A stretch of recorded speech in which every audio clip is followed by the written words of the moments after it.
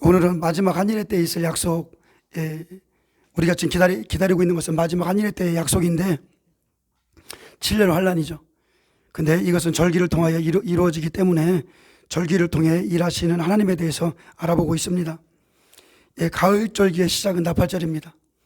봄 절기가 끝나고 한동안 아무 일 없다가 이제 어느 시점이 되면 가을 절기가 시작하는데 그때부터 하나님의 또 뜻이 오순절까지 다 이루어졌던 것처럼 가을 절기도 그대로 이루어질 것입니다.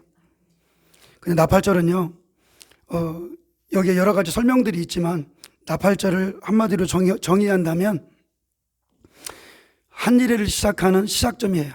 나팔절이. 그리고 이방인 두 증인이 이스라엘 땅에 들어가서 룻과 같은 것이죠. 룻과 같이 이스라엘 땅에 들어가서 율법 안에 있는 백성들에게 복음을 선포해주면, 바로 그렇게 나팔을 불어주면 그들이 회개하고 대속죄일에 민족적인 회개를 합니다. 그리고 나서 예수를 만나죠. 그리고 거기서 이제 14만 4천이 나오게 됩니다. 나팔절은 그렇게 시작되고, 속죄절에서는 이스라엘 백성이 이제 복음을 받으면 7개월 동안, 제가 도표로 설명해 놨는데 그 7개월 동안 회개하는 것이 속죄절이고요.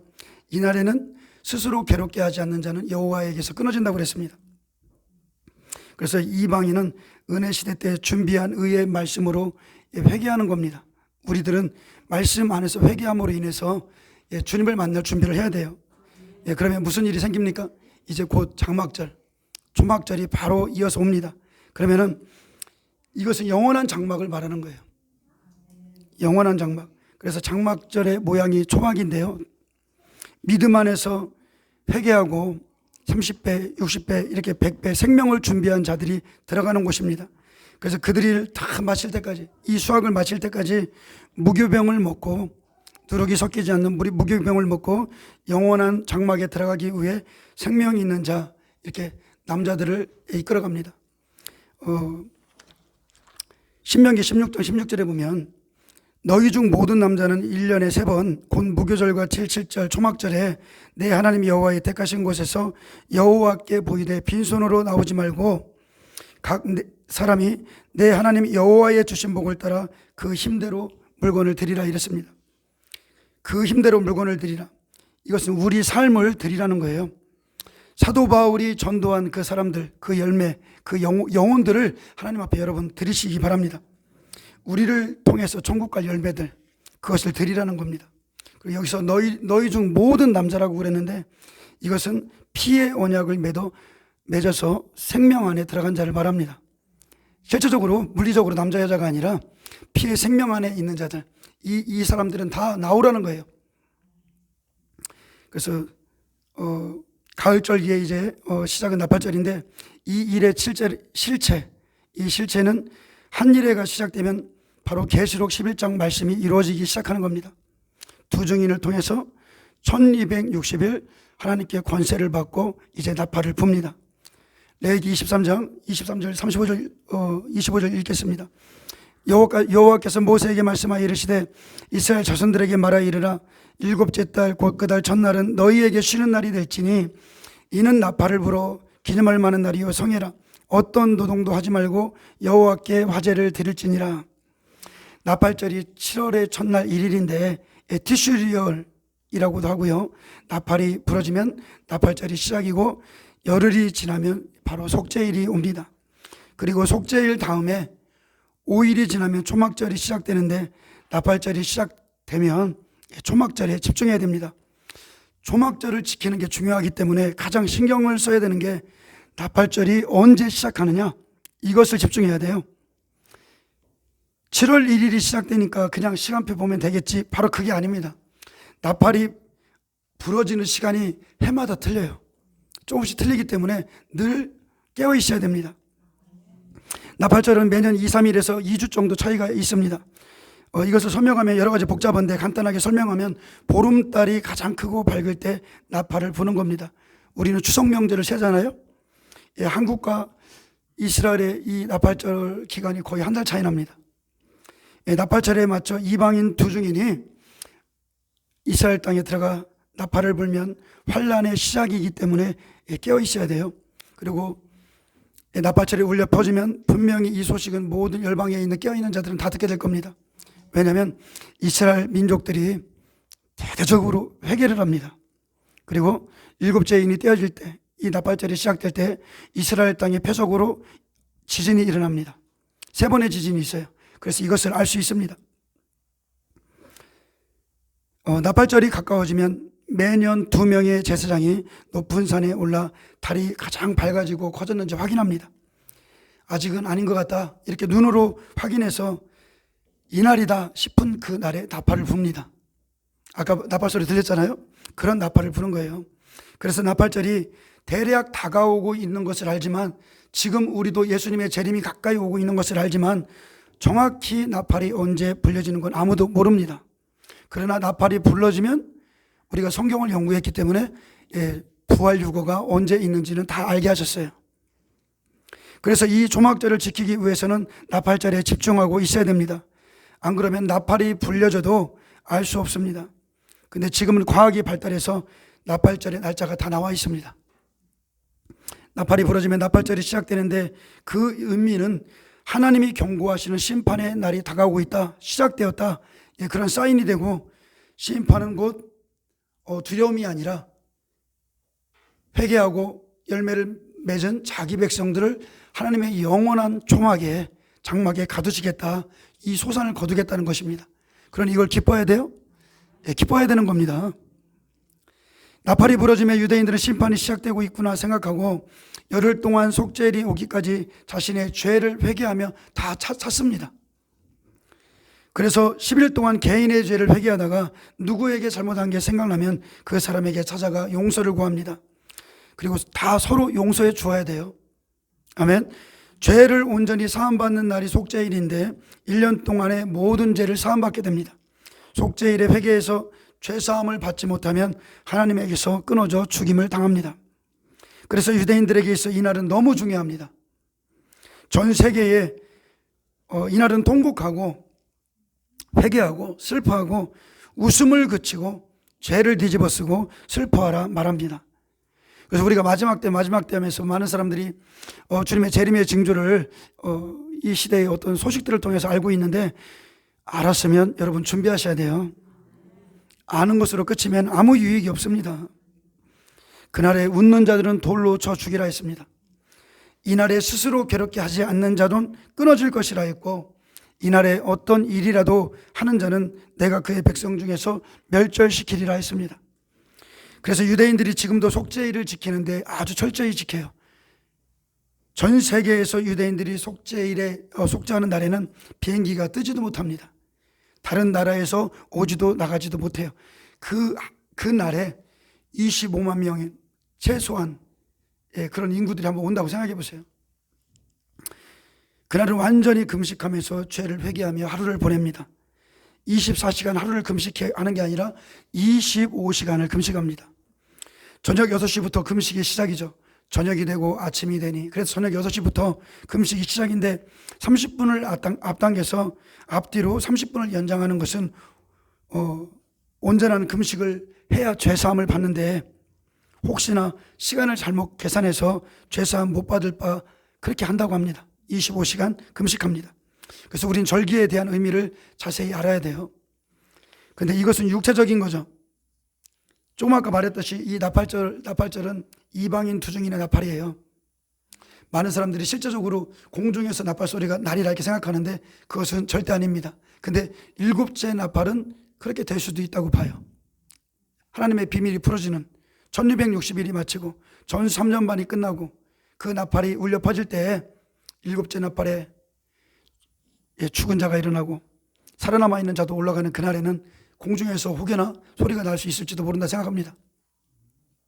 그러나 예수님 조림 때도 그랬듯이 세례 요한이 그 시대의 나팔이었고, 예수님이 공생애를 시작할 때는 예수님 자신이 나팔이셨어요. 그렇기 때문에 우리도 이방인 투중인이 나팔인 것을 알아야 됩니다. 심판이 있기 전에 나팔을 부는데 노아도 모세도 모든 선지자들도 세례 요한도 예수님도 그 시대의 나팔이셨고, 이제 우리 시대 마지막으로 이방인 투중인이 나팔을 불 때 나팔절 절기도 이루게 됩니다. 그 후에는 이제 속죄일은 개인의 죄와 나라와 민족의 죄까지 회개해야 됩니다. 이날은 대제사장이 1년에 한 번 지성소에 들어가는 날이죠. 그곳에 들어가 피를 뿌리고 죄사함 받고 정결케 합니다. 나팔절로부터 속죄절로 이어지는데 나팔절이 갖고 있는 여러 가지 의미가 있습니다. 나팔의 종류가 많아요. 보셨습니까? 순양의 나팔, 여러 가지 소파르라고 하나요? 저도 그걸 불어보고 싶어서 해도 잘 소리가 안 나는데, 어느 집회에 갔어요.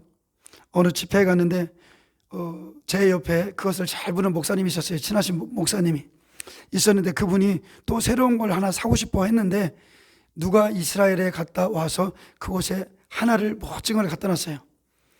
그래서 저거를 내가 사야 되겠다 이제 마음을 먹었는데 돈이 없었어요. 돈이 없어서 저거를 사야 되겠다 마음 먹고, 그날 그 집회 장소에서 이제 밤에 잠을 잤는데, 집회가 끝나고 밤에 잠을 잤는데 꿈속에 나타나서 하나님이 네 거 아니라 그러는 거예요. 이건 네 게 아니래요.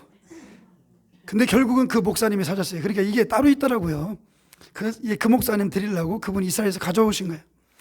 그래서 저는 이거 한번 좀 멋지게 좀 여기다 좀 세워놓고 한번 좀 불어보고 싶어서 그랬는데 아니라고 그러셔요. 그래서 알았습니다. 알았어요. 뭘 알았냐? 아, 내 입이 나팔이구나. 내 입이 나팔이구나. 그걸 알았어요. 나팔의 종류가 많은데요, 여러 가지 나팔 중에 나팔절에는 순양의 뿔나팔로 불어야 됩니다.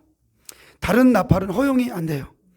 나팔을 부는 방법이 다르고 그 소리를 낼 때의 길이도 틀리고 불어야 될 때 다 각자 의미가 있습니다. 그래서 뿔나팔엔 의미가 여러 가지가 있는데, 첫 번째 의미는 심판이 다가오고 있다. 그렇게 경고의 나팔을 불어 죄를 회개하며 나가는 것이고요. 두 번째 의미는 메시아의 결혼식을 의미합니다. 우리의 메시아이신 그리스도가 곧 오시고 우리가 이제 결혼한다는 거예요. 그래서 저와 여러분도 그리스도의 신부로, 메시아의 신부로 준비되어야 됩니다. 마지막 7번째 나팔이 부러질 때, 그때는 주님의 공중 강림이 있고, 우리가 아까 찬양 불렀듯이 하나님의 나팔 소리가 울릴 때에 여러분의 이름이 불려지면 변화체의 모습으로 다 올라가는 거예요. 그때가 언제입니까? 바로 정확하게 후 3년만 시작하고 환란을 감하여 주는 그 시간, 바로 75일 공간에 부활이 있고 휴거가 있습니다. 2017년이 70번째 되는 완전한 1년이었습니다. 그래서 2017년에 이스라엘 땅에 수많은 목회자분들이 들어갔죠. 그 나팔절에 맞춰 들어갔어요. 주님이 혹여나 올해에 오실까? 그래서 그때 70년 희년 때에 엄청나게 들어갔습니다. 근데 70년은 완전한 희년을 의미하기에 절기를 아는 사람들은 주님이 오실 것을 믿고 열방에서 간절히 사모하고 기다렸었습니다. 적당히 성경을 알면 그날 휴거를 원하고 기다렸을 것인데, 휴거의 날은 알 수 없고요, 숨겨져 있지만 또 한편으로는 우리가 환란의 시작점, 이 나팔의 시작점만 알면 어느 시점인지 어느 시점에 일어나는지 명확하게 알 수 있게 하셨습니다. 오늘도 보면은 23장에 보면 나팔절, 나팔이 울리고 10일이죠. 그 다음에 속죄일 있고, 그리고 장막절이 있듯이 이렇게 날짜를 지정해 주셨듯이 우리도 나팔만 일단은 울려 퍼지면 이방인 두중인이 이스라엘 땅에 루처럼 들어가면 그때부터는 다 계산할 수 있어요. 다 할 수 있습니다. 정확한 나팔의 시간은 숨겨놓으셨기 때문에 다른 말씀을 통해 그 시계를 짐작할 수 있습니다. 그래서 뿔나팔이 부러지는 또 다른 의미가 메시아의 대관식으로 왕위로 임명을 받는 것이 있습니다. 우리 주님이 영원한 왕으로 임명을 받습니다. 이것은 재림을 상징하고 이 땅에 오셔서 천년 왕국을 이루시는 것을 의미합니다. 예수님께서 초막절이 되면 이 땅에 재림하셔서 왕으로 천년 왕국을 통치하시는 것이 시작되는 것을 말하고, 나팔절은 곧 예수 그리스도의 재림을 알립니다. 예수님이 조림 때에 사람들의 심령에 씨를 뿌렸습니다. 4가지 밭이 있었고 각자의 심령에 씨를 뿌렸는데 그것을 추수하러 이제 오시는데, 생각해 보세요. 옥토에서는 몇 배의 결실이 있습니까? 100배, 60배, 30배 믿음의 사람이 나온다고 그러셨어요. 근데 한꺼번에 이 사람들이 추수하는 게 절대 아니라는 겁니다. 여러분도 추수를 해보면 알 거예요. 한 번에 추수하지 않습니다. 좀 더 잘해야 될 것을 좀 놔둬요. 그래서 100배 용납하에 순교합니다. 예수님이 죽으신 그 시간에 죽어요. 전삼년반 끝이기 1260일을 마치는 3일 반 전에 이방인 두 증인이 마지막 순교자로서 죽어요. 100배의 순교입니다. 그러면 데살로니가의 말씀이 이루어지죠. 죽은 자의 부활이 있은 후에 그 다음에 살아있는 우리도 휴거되는데 이스라엘의 14만 4천이 그날에 휴거됩니다. 쉽게 말하면 예수님이 무덤에서 십자가에서 죽으시고 무덤 문이 열려서 그들이 낙원으로 들어갔듯이 그날에 1260일 딱 되는 그날에 장자들의 이제 부활이 있고 그 다음에 14만 4천의 휴거가 있고 그 다음에 60배는 살아서 천년왕국에 들어가기 위해서 예비처로 하나님이 예비하신 예비처로 들어갑니다. 그럼 누가 남아요? 30배 남죠. 30배 남은 거는 용과 전쟁이 치릅니다. 용. 그래서 짐승의 패를 거부하고 우상에게 경배하는 것을 거부하기 때문에 그들도 목배임을 당해요. 성경은 명확하게 그렇게 기록해놨습니다.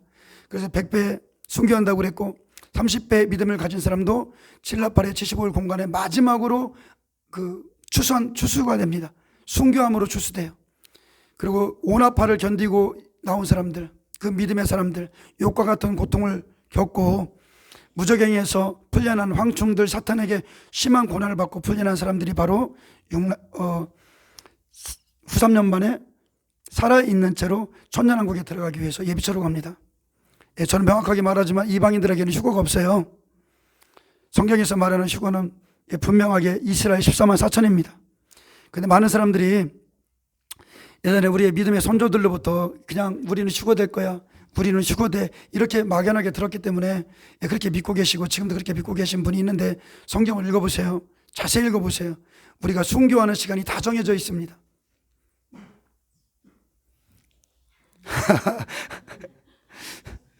휴가 안 낸다니까 걱정하시는 것 같은데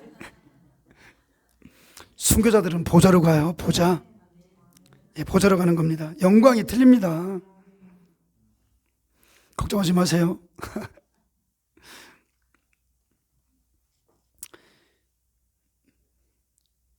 뿔나팔이 부러지는 그 의미는 메시아의 대관식의 왕위로 임명을 받는 것이고요. 예수님께서 초막절이 되면 이 땅에 재림하셔서 왕으로서 천년왕국을 통치하시는 것이 시작되는 것을 말합니다. 그래서 12제자에게 말했듯이 너희는 나와 함께 보좌에 앉아 12지파를 다스린다고 그랬어요. 나팔절은 곧 예수 그리스도의 재림을 알리는 것이고 나팔절이 제일 중요한 것은 첫째, 먼저 하나님의 심판이 다가오고 있음을 경고해 주고이기 때문입니다. 경고해 주기 때문이에요. 그러면 죄를 회개합니다.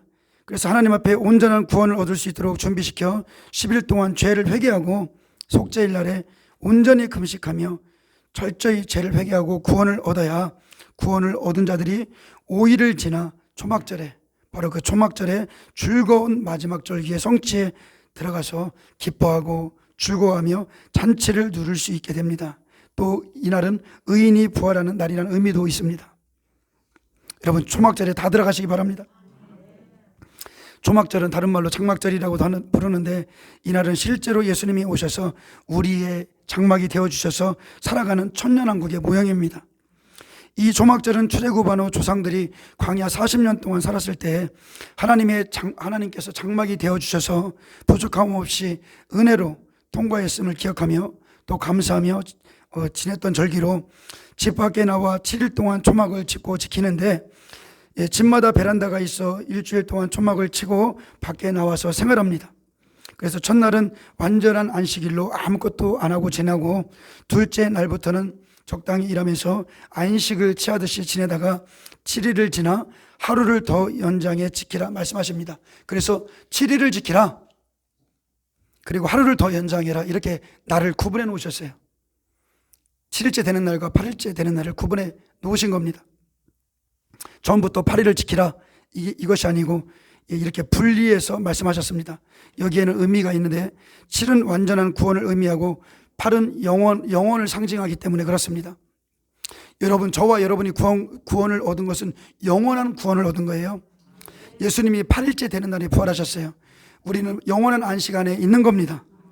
예수 그리스도가 오셔서 우리의 장막이 되어주시고 구원을 누리며 살아가지만 그것은 이 땅에서의 삶이고 이 땅의 에덴에서 이런 통치와 다스림을 회복시켜 주시고 그리스도와 왕노릇하게 하시고 천년왕국이 끝날 때 백보자 심판이 있고 백보자 심판이 끝나고 나면 그리스도에게 속하지 않은 사람들과 마귀를 영원히 꺼지지 않는 유황불못에 던져놓고 이 지구는 처음 땅, 처음 하늘 다 사라집니다. 그리고 신천지, 이게 굉장히 좋은 말인데 신천지가 갖다 붙여서 신천지라고 하면 이상해. 이 신천지, 새하늘과 새 땅으로 우리가 들어갑니다. 아멘. 영원한 나라, 하나님과 함께 사는 천국으로 또 갑니다. 우리가. 아멘. 예, 절기를 보면 하나님의 계획을 볼 수 있습니다. 6월절 첫날을 큰 날이라 부릅니다. 절기의 마지막 날 8번째 날을 또 큰 날이라고 부릅니다. 큰 날을 호산날 라빠, 호산나는 구원이죠. 라빠는 크다라는 의미로 큰 구원, 완전한 구원을 말합니다. 예, 구원의 완성을 말해요. 그래서 6월절의 큰 날은 구원이 시작됐다는 것을 의미하고 조막절의 큰 날은 구원이 완성되었다는 것을 절기를 통해서 볼 수 있습니다. 아멘. 예수님이 초림에 오셨을 때 자기의 백성들을요 장막 안에다 집어넣으신 거예요. 아세요? 구약의 씨를 뿌려서 그 율법 안에 있었던 백성들을 심판도 받은 사람들도 있지만 그 장막 안에 들어간 사람들이 있는 겁니다. 그래서 구원의 완성까지 우리가 가야 돼요. 구원의 시작이 아니라 완성까지 가서 조막절, 그 영원한 안식 안에 들어가야 됩니다. 초실절은 보리, 오순절은 미래 추수로 맥추절, 마지막 세 번째 추수는 조막절, 수장절이라고도 합니다. 그래서 수장절은 곡식을 곡간에 넣고 걸어 잠근다는 뜻이고 추수를 완전히 마친다는 뜻으로 조막절에 들어가기 전에 모든 추수를 곡간에 넣은 다음에 곡간을 잠굽니다. 그래야 완전히 잃어버리지 않고 추수가 끝난 후에 초막절에 기뻐하며 즐거워합니다. 두 번은 곡식의 추수, 이것은 영혼구원의 추수를 말하고 두 번째 밀추수, 맥추절을 통해서 보듯이 추수가 마무리되어 가고 있다는 것을 봅니다. 그래서 봄절기의 곡식 추수는 영혼의 추수를 말한다면 가을절기의 추수, 수장절은 과일의 추수를 말합니다. 이스라엘에 여러 가지 과일이 있지만 상징적으로 두 가지, 첫째 올리브가 있죠. 올리브, 감람류.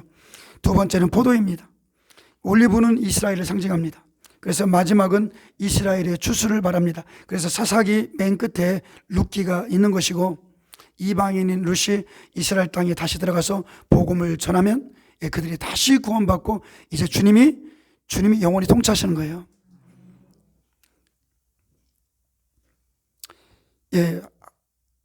한일해가 시작되면 환란이 시작됩니다. 그래서 전 3년반은 하나님의 백성 올리브를 추수하기 위한 시간입니다. 이 추수를 위해 환란을 주셔서 이스라엘 백성들이 회개하고 자기의 선조와 조상들이 예수를 부인했던 것을 회개하고 다 돌아와서 주님의 백성이 되는 겁니다. 아멘. 환란을 통하여 이스라엘 백성이 추수하게 준비시키는데 이것을 야곱의 환란이라 부릅니다. 그래서 야곱의 환란은 이방인이 아니라 하나님의 백성 이스라엘을 말합니다. 야곱이요 때로는 이스라엘을 상징하기도 하고 우리 이방인을 상징하기도 해요. 야곱은 두 가지를 다 갖고 있습니다. 마지막 초점은 올리브인 이스라엘의 초점이 맞춰져 있고 우리의 추수 준비는 바로 지금 이 올리브 추수가 일어나기 전에 바로 지금 준비해야 되는 거예요. 환란이 시작되기 전에 돌감나무가 찍혀 버림을 받고 참감나무가 접붙여서 이제 그들이 예수를 알고자 할 때 성령이 부어지기 전에 우리는 지금 준비해야 됩니다. 여러분의 100배, 60배, 30배 믿음의 사람인가 아닌가 지금 준비함으로 그 믿음으로 환란 속에 들어가서 환란을 견디고 나오는 겁니다. 그날에 바뀌는 게 아니에요. 지금입니다. 첫 추수를 이스라엘 백성을 하듯 마지막 추수도 이스라엘 백성입니다. 그래서 열방을 구원하기 위해서 룻기를 지금 우리가 공부하고 있는데 엘리멜렉, 말론, 기륜 등 이스라엘이 잠깐 버림을 받는 사이에 이방인의 충만한 수가 채워져 가고 있기에 이제 잠자던 이스라엘 백성을 돌아보며 구원하기 원하는 하나님의 섭리가 들어있고 이 추수가 우리가 사는 시대에 반드시 일어날 겁니다. 반드시 일어납니다. 예수님의 공중 강림이 반드시 우리 시대에 있어요. 예, 두 번째 주스는 포도 주스죠. 예, 포도 주스는 심판을 의미합니다. 예, 포도 주스는 포도, 예, 이방인을 다 거두어서 예, 알곡은 곳간에 넣지만 예, 또 포도주 틀에 넣고 올라가 사정없이 밟아 짜버립니다. 포도주를 그냥 짜내는 거예요. 이것은 유대인뿐만이 아니라 이방인도 심판하는 날이 온다는 겁니다. 예, 이방인도 유대인도 같이 심판을 받고 이방인도 유대인도 함께 구원을 받고 하나의 교회로 그렇게 세워지는 거예요. 계시록 14장 18절에 또 불을 다스리는 한 천사가 제단으로부터 나와 낚아진 자를 향하여 큰 음성으로 불러 이르되 내 예리한 낫을 휘둘러 땅에 포도송이를 거두라. 그 포도가 익었느니라 하니라. 이 거두는 시기에 대해서는 제가 이미 설교해놨습니다. 예, 천사는 밀이나 보리가 아닌 과일을 이 시점에 추수합니다. 지금 우리에게 다가오고 있는 절기는 하나님의 심판이고 또 이스라엘 백성들을 구원하는 일이 곧 일어나게 되고 일어나게 되는데 이 지금 봄에 세절기가 있죠. 이 세절기는 다 이루어졌습니다. 6월절에 예수님의 희생제사가 이루어졌고 무교절엔 죄와 누룩 없는 그리스도가 땅에 묻히셨고 초실절에 주님의 부활로 첫 열매가 이루어졌고 그리고 오순절 성령 강림으로 교회가 탄생했고 지금 우리가 성령 안에서 구원을 얻었습니다. 그리고 이제 우리가 가을절기에 살아가고 있는데 바로 나팔절, 대속제절, 장막절이 초막절이 이렇게 기다리고 있습니다.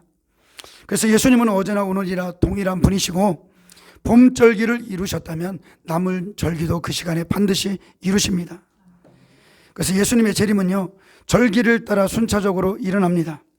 조막절을 성취하기 위해 이스라엘의 나팔이 부러지게 될 것이고 부러지면 죄를 회개하고 통곡하는 일이 일어납니다. 그래서 회개하여 예수님을 영접하고 구원을 얻은 자가 마지막으로 구원을 얻고 초막전에 하나님 안에서 정말로 기뻐하는 겁니다. 구원의 완성을 이뤄서 기뻐하고 즐거워하게 되는 거예요. 우리는 지금 초막절을 집중하며 살아가야 됩니다. 아멘.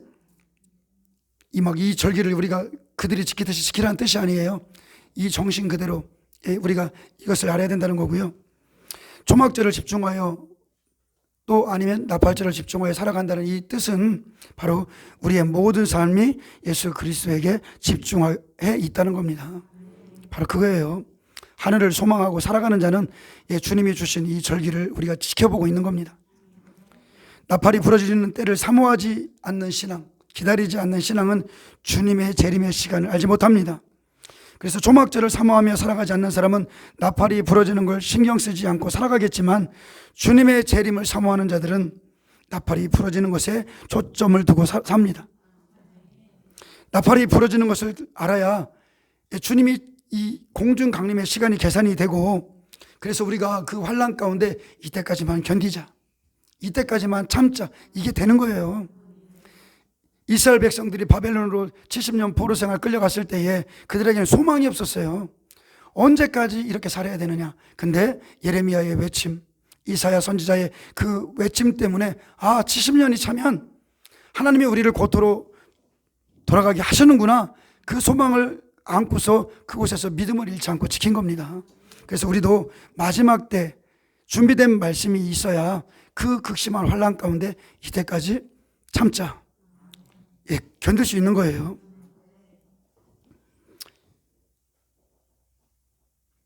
나팔이 부러지는 것을 알아야 시간이 계산되고 초막절을 지키러 이스라엘 백성들이 예루살렘에 올라가던 우리도 이방인 투족인의 나팔이 부러질 때 7년 환난 안에서의 시간표를 우리가 계산하고 있어야 됩니다. 그래서 그리스도의 재림을 소망하는 자가 나팔 소리에 귀를 기울입니다. 우리 시대에 나팔이 부러졌어요? 안 부러졌어요?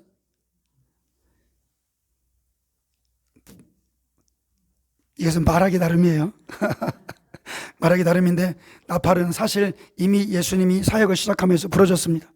회개하라 천국이 가까이 왔느니라. 그때부터 지금까지 계속 추수해요. 바로 이 나라가 왔다. 초막절이 가까이 오기 시작했다. 그래서 예수님은 이 땅에 오셨을 때 자기 백성 다 초막절에다 가뒀습니다. 가까이 왔다는 것은 심판이 있다는 것이고 그래서 회개하라는 것입니다. 그래서 회개하라. 천국이 가까이 왔다. 회개하라. 초막절이 가까이 왔다. 바로 이 소리예요. 나팔은 이미 부러졌고 회개하지 않는 자는 그날에 심판받습니다. 지금 우리는 말세에 대한 소문과 소리, 경고의 나팔은 이미 부러졌어요. 많이 듣고 있습니다. 지금 뉴스를 통해 세상이 돌아가는 것을 보면 민족이 민족을 대적하고 있고 이스라엘을 대적하기 위해서 7나라가 연합했다는 소리도 얼마 전에 들었습니다. 곧 나라가 나라를 대적하는 것을 보게 될 것인데 이것은 여러 나라가 이제 곧 이스라엘을 공격할 것을 바랍니다. 곡과 마곡 전쟁이 반드시 있어야 돼요.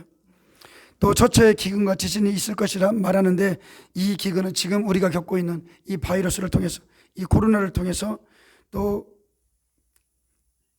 백신을 통해서, 흰신을 통해서, 이거 이렇게 말하면 말을 해야 되는데 말하고 싶은데 말을 못하는 이 가슴 아세요? 이 흰신을 통해서 전 세계에 지금 기근이 만들어지고 있습니다. 기근은 만들어지고 있는 거예요. 그리고 환란이 들어가면 실질적으로 7년 기근입니다. 그것은 하나님이 하시는 것이지만 지금은 기근을 만들고 있습니다. 전 세계의 어려움은 인위적으로 만드는 기근입니다. 이미 캐나다에서는 비접종자에게 식료품을 팔지 않는 권한을 부여했습니다. 공무원들도 흰신 의무화를 지키지 않고 흰신을 맞지 않으면 해고하겠다는 차별을 하고 있습니다. 각국이 비접종자의 외출을 억제하고 치료비를 자비로 부담하게 하고 있습니다. 오스트리아에서는 흰신을 접종하러 가거나 출근, 식료품 구매 등의 기본적인 외출 외에 다른 목적으로 밖을 다니다 걸리면 우리 돈으로 200만 원의 벌금을 냅니다. 독일에서는 식당과 술집, 미용실 출입을 제한하는 데 이어서 음성 진단서가 없으면 대중교통을 이용할 수 없는 법안을 추진 중입니다. 미국, 싱가포르 각 나라가 다 비접종자를 차별하고, 이것은 뭐 다른 나라의 일뿐이 아니죠. 지금 저희 나라 어떻습니까? 식당에도 못 갑니다. 내일부터는 혼자 밥 먹어야 돼요. 비접종자는 혼자 밥 먹어야 됩니다. 그리고 앞으로는 더 심해질 것이고, 식료품점과 병원마저 못 가게 하는 이 신신 패스 도입의 취지에 많은 사람들이 지금 의문을 갖게 되었다고 합니다. 이제 앞으로 식료품점과 병원마저도 못 가게 할 거랍니다. 또 이 바이러스를 통해서 모든 물가가 오르고 있고, 저는 아직까지는 잘 모르겠지만 어떤 거는 뭐 3배가 올랐고 크게는 그렇게 오른 것들이 있다고 합니다. 또 이 바이러스가, 이 변형된 바이러스가 다시 한번 여러 가지 이름으로 언론을 통해서 이렇게 보도될 때에 결국 동대사회로 계속 갈 것이고, 기근은 갈수록 심해질 겁니다. 이것은 기근을 가지고 와요. 그리고 앞으로 전 세계에 큰 지진이 각자에서 일어나고 전 세계의 기근은 곧 닥칩니다. 지금 세계는 바이러스와 흰신을 통한 짐승의 폐와 또 인구 감축, 기상이변, 자연재해를 통해 사건 사고가 끊이지 않고 있으며, 또 저는 며칠 전에 저는 컴트레일에 대해서 많은 이렇게 유튜브에서 많이 봤지만 제 눈으로 이렇게 심한 컴트레일을 하늘에 뿌리는 거는 처음 봤어요. 저번 주 월요일이었죠? 저번 주 월요일 날 이 아산 이 상공에 비행기가 한 5줄로 그냥 쭉, 그러면서 그렇게 맑았던 하늘이 1시간 만인가 어두워지기 시작하고 뿌옇게 되고, 그리고 하늘 전체가 그냥 그렇게 다 뿌옇게 됐어요. 한 10줄이 지나간 것 같아요. 나중에 보니까 군데군데 계속 지나가는데 그렇게 많이 뿌리는 건 처음 봤어요. 그래서 주님의 재림을 소망하고 사는 자는 이 세대를 분별할 수 있습니다. 2017년에 도널드 트럼프가 대통령이 되었는데, 도널드는 통치하다는 뜻이고, 트럼프는 트럼펫, 바로 나팔이라는 뜻이에요. 하나님은 그를 통하여 경고의 나팔을 불게 하셨고, 트럼프가 대통령이 돼서 어느 누구도 하지 못한 일을 했는데 예루살렘을 이스라엘의 수도로 선포했죠. 이것은 굉장히 중요한 겁니다. 나팔이 울려 퍼진 거예요. 이스라엘을 건들고 이스라엘에 대한 일들을 시작한다는 것은 하나님께서 우리 시대에 이스라엘의 추수를 시작하겠다는 겁니다. 시작하셨다는 뜻이에요. 그리고 그가 중동 평화안을 제시했고 한 7개국 정도 중동 평화안을 맺었습니다. 이스라엘의 구원의 일이, 이스라엘의 구원이 가까이 오게 만든 장본인입니다. 트럼프가. 이미 트럼프만 봐도 하나님의 나팔이 끊임없이 부러지고 있는 걸 알 수 있습니다. 어제 누군가가 제 카톡으로 트럼프가 이 시대에 적그리스도냐, 그걸 알려달라, 또 뭐 여러 가지 이렇게 질문을 하셨는데, 그건 하나님만이 아시고요. 그가 적그리스도가 될지 다시 한번 아니면은 이사야 45장에 고레스의 사명을 감당할지 모르겠지만 고레스에게 기름을 부으신 것은 단 하나입니다. 이스라엘의 성전의 재건을 돕는 일이에요. 이스라엘의 두 증인의 복음이 들어가게 하는 겁니다. 그것을 고레스가 담당하는데 그가 고레스가 될지 적그리스도가 될지 그건 저도 몰라요. 근데 다만 안심할 수 없는 것은 예수님이 베들레헴에서 났다는 것을 숨기고 왔듯이 트럼프도 그가 고향이 독일입니다. 그런데 적그리스도는 어디서 나와요? 유럽에서 나와요. 유럽에서 나오기 때문에 그래서 모르는 거예요. 그 사람이 어떻게 쓰임받을지는. 근데 한번 잘 보세요. 이스라엘은 이런 절기를 외적으로 지켰습니다. 육체 예법으로 지켰어요.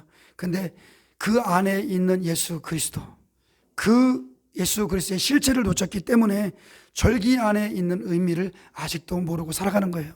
아직도. 우리는 그들을 통해서 예수 그리스도를 알게 됐습니다. 엘리멜렉 말론 기린을 통해서 이방 여인 루시 복음을 받았습니다. 그래서 그들을 통해서 절기를 알게 되었고 우리가 하나님의 시간표를 알게 됐어요. 그래서 우리는 이스라엘의 복음의 빚진 자예요. 그들을 위해서 기도해야 됩니다. 이제 가을 절기가 시작되면 모든 예언이 아주 급속도로 이루어집니다. 그래서 이제는 두렵고 떨림으로 여러분 준비하세요. 깨어나셔야 됩니다. 죄를 버리시기 바랍니다. 알면서도 죄를 끊지 못하는 분들이 있어요. 죄를 버리셔야 돼요. 코로나라 이 백신을 두려워할 것이 아니라 우리를 흔들고 계신 하나님을 바라봐야 됩니다. 일어나라, 일어나라, 깨어라. 그 하나님을 여러분 바라봐야 돼요. 환난과 핍박이 오지 않으면요 우리 안에 있는 헛된 것들 안 버립니다.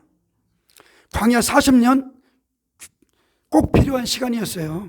꼭 필요한 시간. 그들 안에 있는 애굽을, 세상을 버려야 돼요. 예수님 때에도 그들 안에 있는 로마를 버려야 되는 겁니다. 그래서 이 환난이 꼭 와야 돼요. 우리 삶의 극심한 환난은 우리 안에 있는 모든 것을 버리게 하고 딱 한 분 예수 그리스도만 남게 해요. 내가 풍족하게 나갔더니 비어서 돌아왔다. 그래서 말하라 부르라. 이렇게 비어질 때 그들이 예수를 만나는 거예요. 풍족해요? 풍족하면 예수 못 만납니다.